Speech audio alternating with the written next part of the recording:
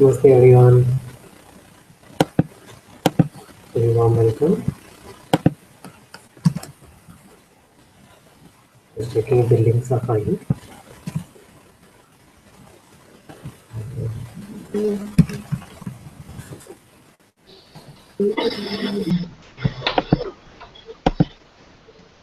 Radha, so good to see you. Good to see you. Can you hear me? Yeah, I can hear you. Okay, I'll just mute, okay? Yeah.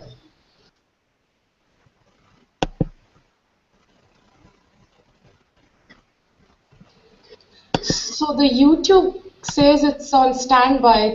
Has it started on YouTube? Yeah, even I'm wondering. I don't know why it's saying that. I think it's just come on now. Yeah, it's just come. I was just checking. Yeah, it's just coming. I think it's just okay. And I can see Pekka there also. Namaste, Pekka. I think it takes some time to start. Okay, I'll just mute, okay? Sure, thank you.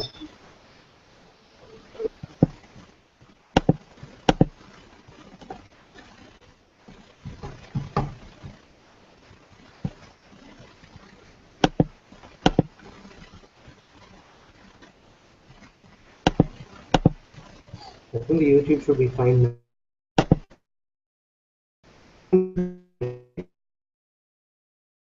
Because it is saying on standby. I'm just going to check it on my laptop. And why?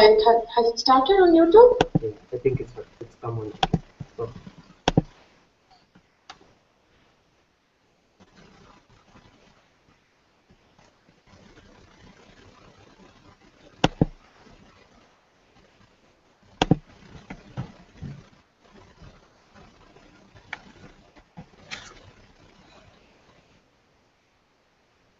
Shri सद्गुरु मोदी जी की जय, संता जी की जय, संगा की जय.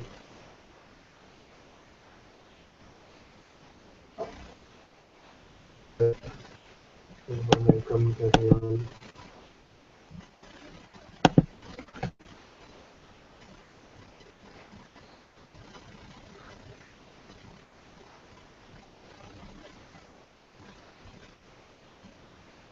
So, in the infinity of what you are, there is this small babble going on, like just ripples. Right? In the infinity of what you are, there is a small babble going on, just ripples. Thoughts are talking to each other. The thoughts are talking to each other. But you are vast, unbound, total, complete awareness. Now, inside of you, these thoughts can have an argument sometimes, they can have a fight sometimes, they can get violent sometimes, or they can just be mind sometimes. But the point is the vastness of what you are shifted in any way? Now, thoughts keep having an argument among themselves. That's always the nature of thought.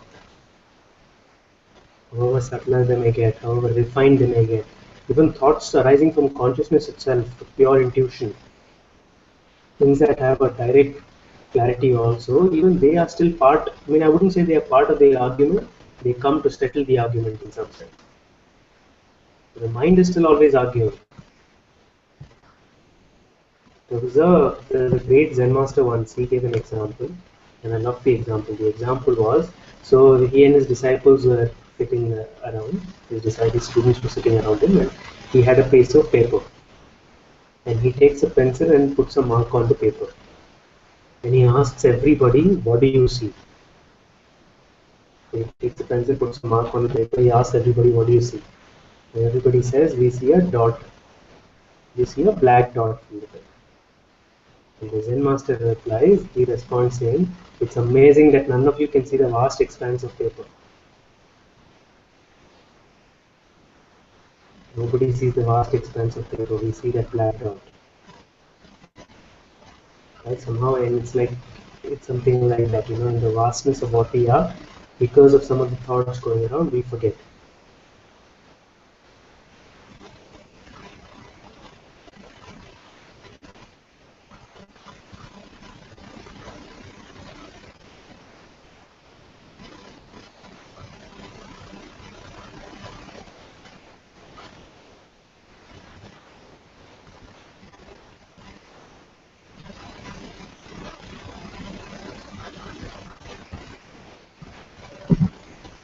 Namaste, Pekka.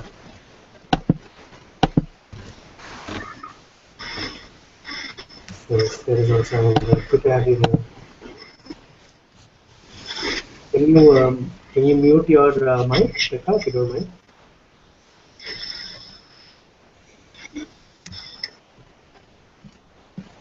Thank you.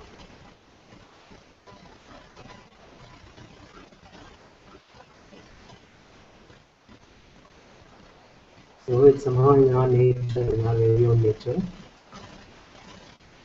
that in this vast expanse of what we are, there are these thoughts playing out. And thoughts are always talking to each other. And you can see it. Always talking about the past, always talking about the future, always weaving a story. It can be even the most beautiful spiritual story. But it is still not reality.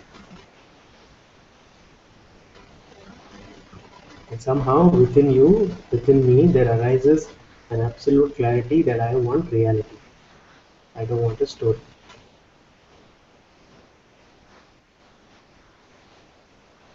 This doesn't mean the end of all story. This means that because reality itself, in itself, has a power to be able to share stories. You listen to some amazing teachers, you listen to so many people, they have the power, they have the ability to share stories. Reality is a great storyteller, actually. If you look around existence, you'll find out amazing stories. But the stories of reality don't have a bite. The stories of reality cannot,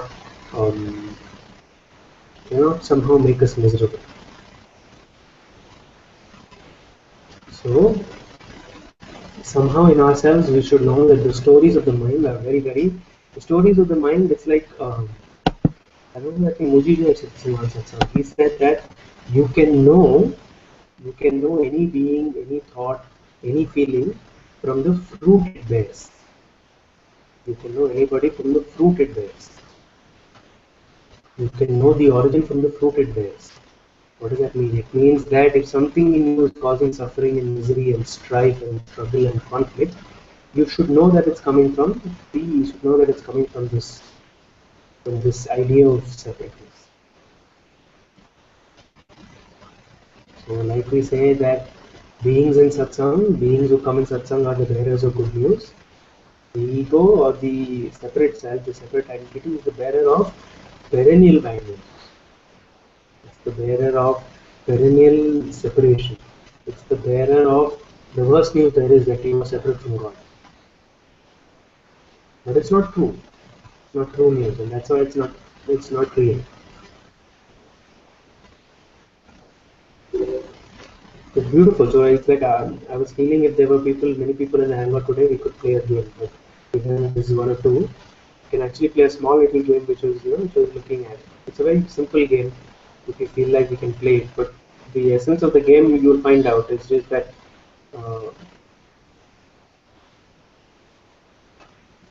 this babble inside of us doesn't have a reason, doesn't have logic. So even if we understand the most Advaitic things, we cannot address this babble. We cannot go up to the mind and say, "Hey, listen, I know I am the pure consciousness. Stop troubling me now." It's not going to stop. Because I am still getting only some words from what you say. As I behave here like a child in a cradle or in a home place. Should I speak slowly? Maybe if I speak a little slowly, will that help? It's very beautiful words. We're all in the presence together.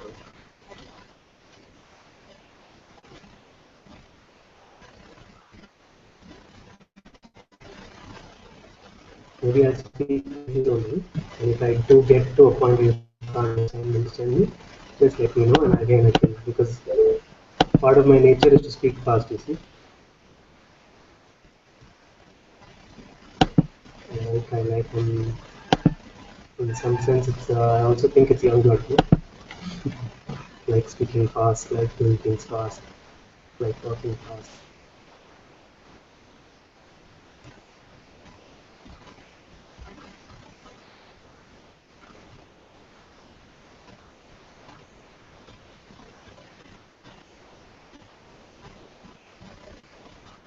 The mind is a babble. Mind just keeps babbling. See, if you notice, the nature of the mind is, or rather says, the audio could get better. So let me see what I can do.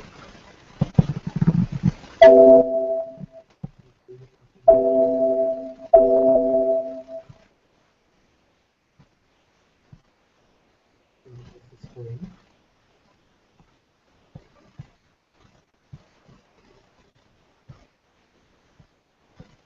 Kasa is Indian English lesson.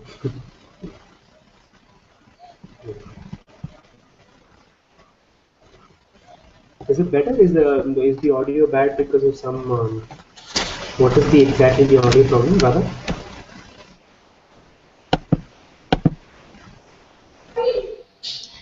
I'm not sure if it's my headphones or if it's the audio, but the last time, remember, it was much clearer. Yeah. And you said that was Grace. I think. But Pekka could probably confirm, I'm not sure. Yeah, I think I just increase the volume a little bit. Um, let's see. I hope it should be fine. But I think above that, I don't know what else I can do. Maybe I'll speak a little loudly. So It's okay, dear, it's fine.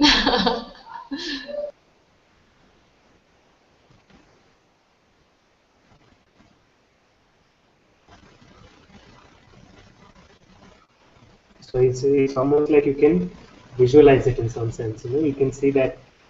So one thought is like one puppet, another thought is like another puppet, and these two puppets are having conversation among each other. And the secret is both puppets are drunk. These puppets are drunk. So all of this conversation is actually one drunken puppet to another drunken puppet.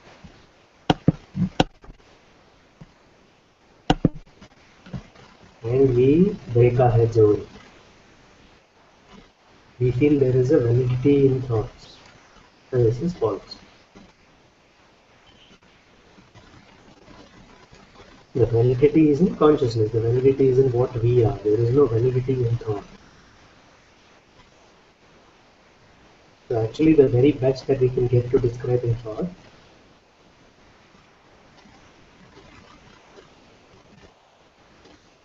Becca says, I understood to listen to Father with the help of the transcriptions. You should also have some of them so I could calibrate. Yeah.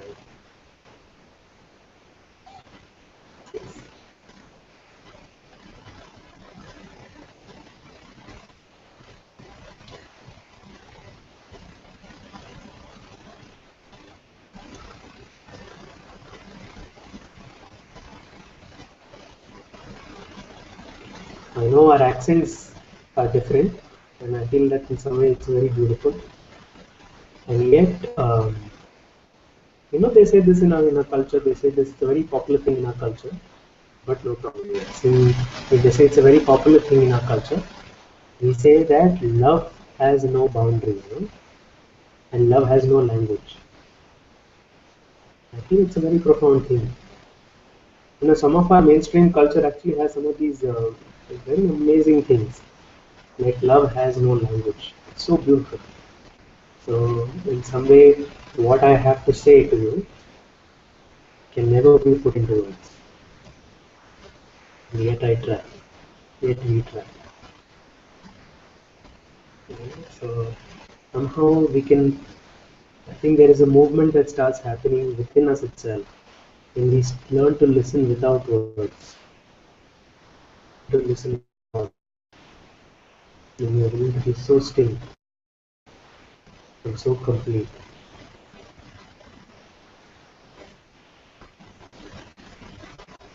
And then somehow we learn to listen to that which is voiceless.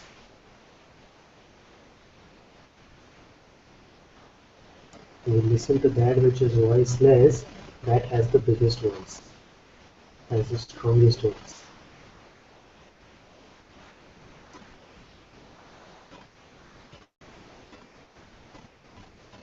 So the mind at very best is giving a commentary. Mind is commentating. It is just commentating. Whatever it is commentating about is never accurate.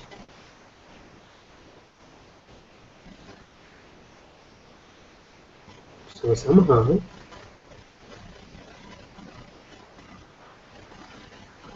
it is us who break free from the mind. Somehow we become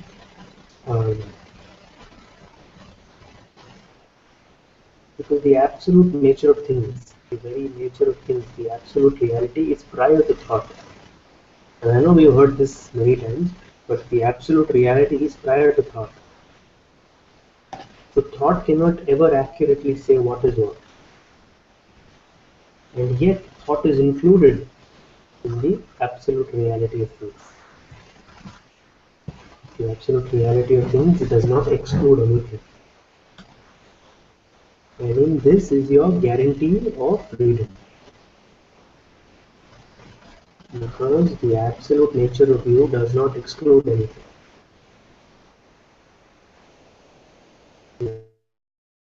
Exclude anything. And this is your guarantee of freedom. Because freedom, what? The very essence of the word, right? If you look at the very essence of the word of what freedom really means.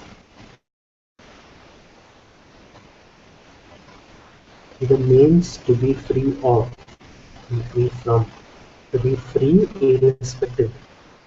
It is no condition.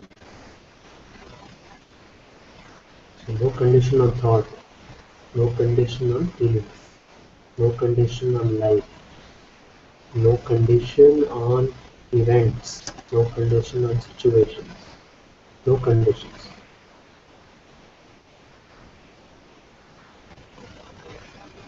The mind's version of freedom is control. Control of thoughts, control of feelings. Only if I can control my thoughts, I'll be okay. If I control my feelings, I'll be okay. If I can somehow control life, I'll be okay. Mind keeps saying this.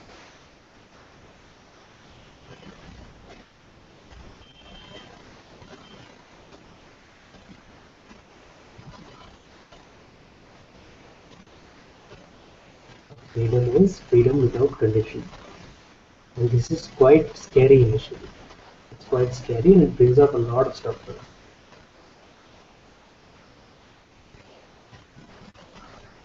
But as this stuff is coming at us, as this stuff is moving through us, we are open to it, you see.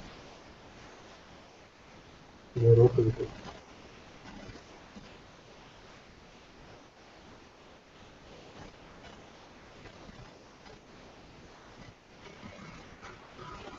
So another way of saying it is, all our lives we've been running away.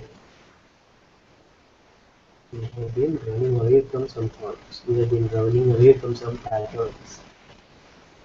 And in the recognition of freedom, freedom means that we then start embracing, start running towards. So I feel freedom is a movement from running away to running towards, with a sense of the curiosity of a child.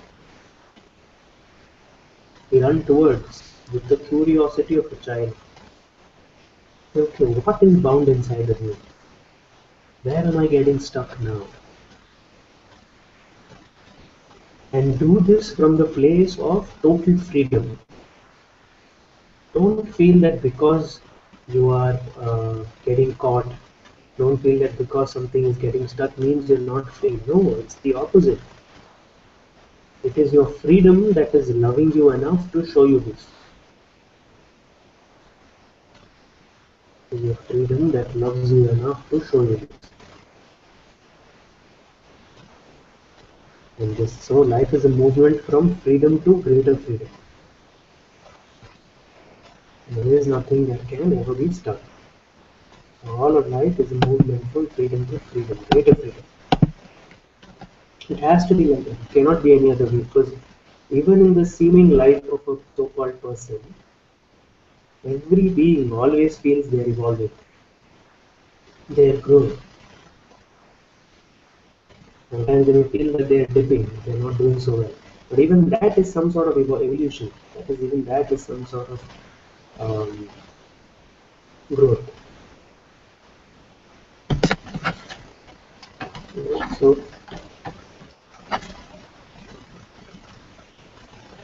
life is a movement from freedom to freedom.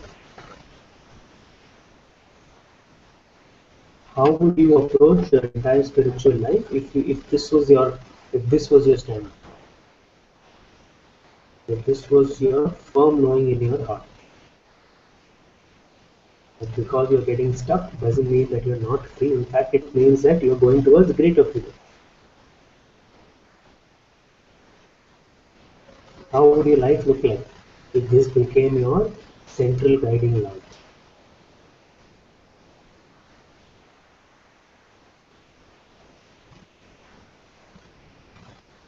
And I know this, you see, because I've been a seeker also. So I can, in some way, I can totally relate to every seeker. And I still do totally relate to every seeker because I have been a seeker and in some ways I can see these seeking tendencies so completely. And I see the biggest problem that us as seekers have, the biggest problem that us as seekers and we are seeking for, is that we use everything as an excuse to continue our seeking. But today I feel like we must admit that we are free and then use everything as an excuse for our freedom. We use everything as an acknowledgement of our freedom, as a practicing of our freedom.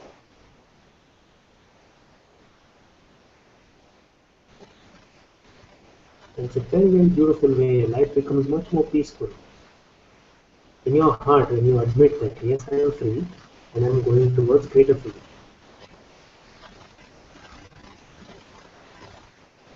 It's a, it's a shift. I think the shift is when you go to a formal party to a casual party. That's the shift.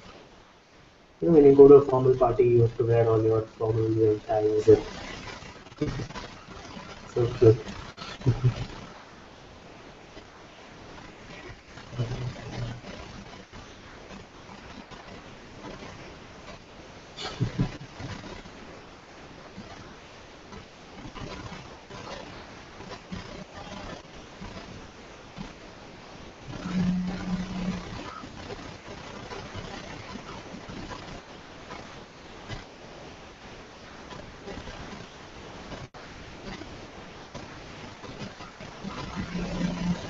So if our founding principle becomes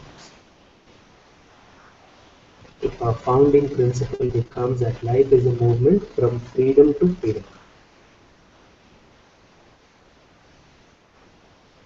there are not many problems. In fact, every problem stops being a problem, stops seeming like a problem.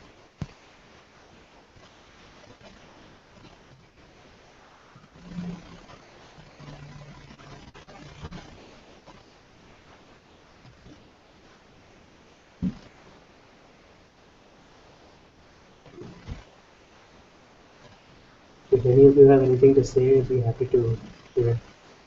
Oh no, sorry, it was very cute.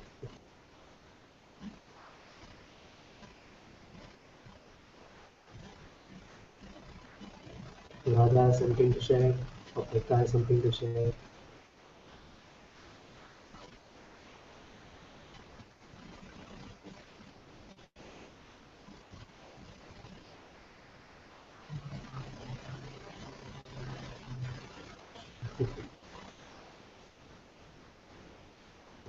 Same.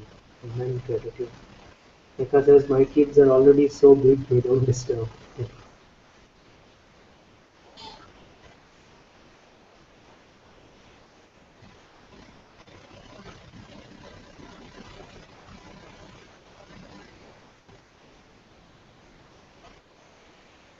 So it's like, I don't know if any of you have seen this movie, The Curious Case of Benjamin Button.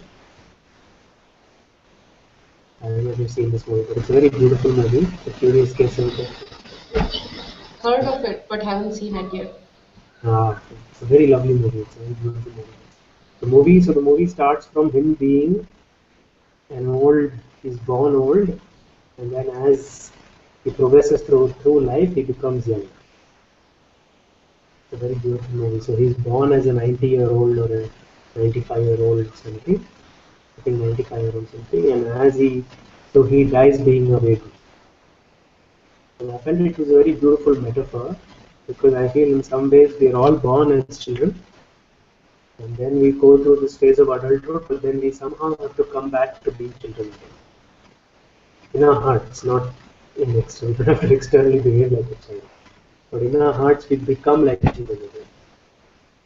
What does being like a child mean? Of course, every child has their own idiosyncrasies and a lot of tantrums and so on. I'm not talking about that. I'm talking specifically about what does being a child mean is to have these qualities of complete letting go.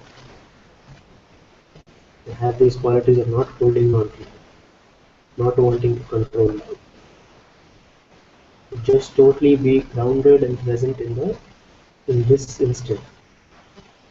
And to not keep projecting, to not be afraid. Actually, if you speak to many parents, and I've spoken to many parents, and all of them say, majority of the parents I've spoken to say that I learn the most from my 2-year-old daughter, or I learn the most from my 3-year-old son. I see majority, so many people say this, I learn so much from my children. Why do you think they say that?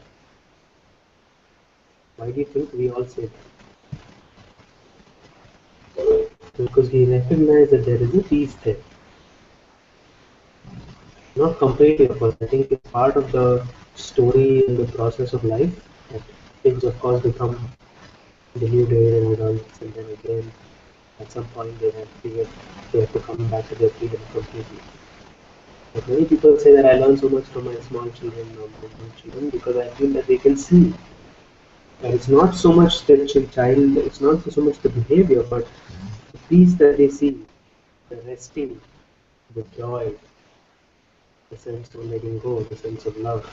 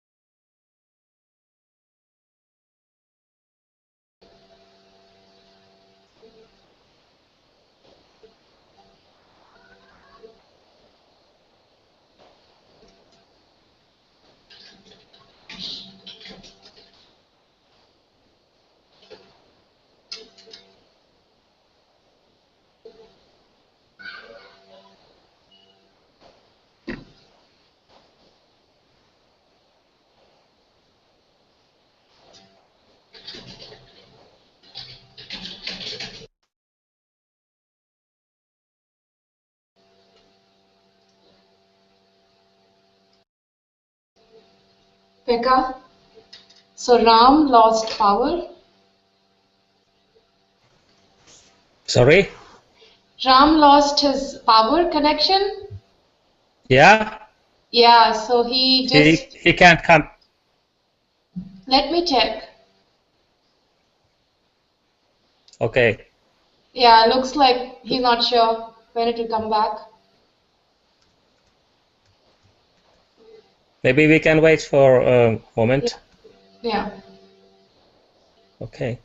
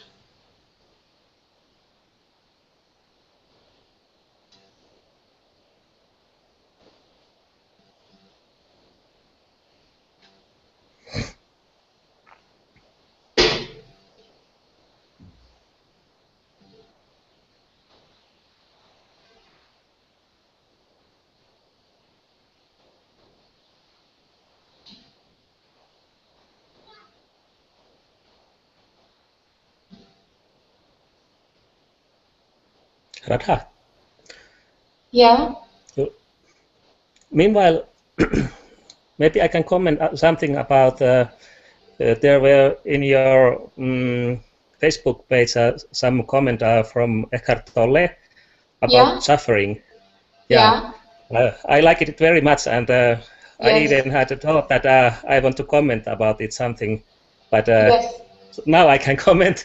So I felt it was straight into my heart because nowadays I when I'm dreaming and fantasizing and I find myself in such situation. So I say, where is the suffering? Oh, I want it back because the suffering pulls me back where which is my place, which I like Which you're most. which you're So used to. daydreaming. Sorry. Which you are used to, right? It was kind of a habit. Yeah, it has been that daydreaming has been habit so long that it's like unconscious. It's like not a dream, real dream, but something between dream and waking state, and it's quite it's not so nice. And way away from there. And I say, where is the suffering? Where is the tension? And when it comes, I say, okay, now it's now I'm suffering. Now it's good. So maybe it's something like Muti says that when they are in Monte Sahaja, that people they are saying that if somebody is burning or having tension or what is that emergency or something like that, they are inviting those inhabitants. Oh, you are very lucky when you have this urgency now. So I nowadays I say to where is the suffering? Come, please come. Do you understand what I mean? Yes, I do, and I Yeah. like that quote too a lot. It was just so good. Yeah. So do you Yeah. find it difficult to understand what I speak to? No, it's easier, but the voice is better. But I have Okay. always had a difficult in understanding Indian accent. Okay. When I was working, we had uh, some meetings with Indian people, and I couldn't understand the word they spoke, so it's hard for me really. But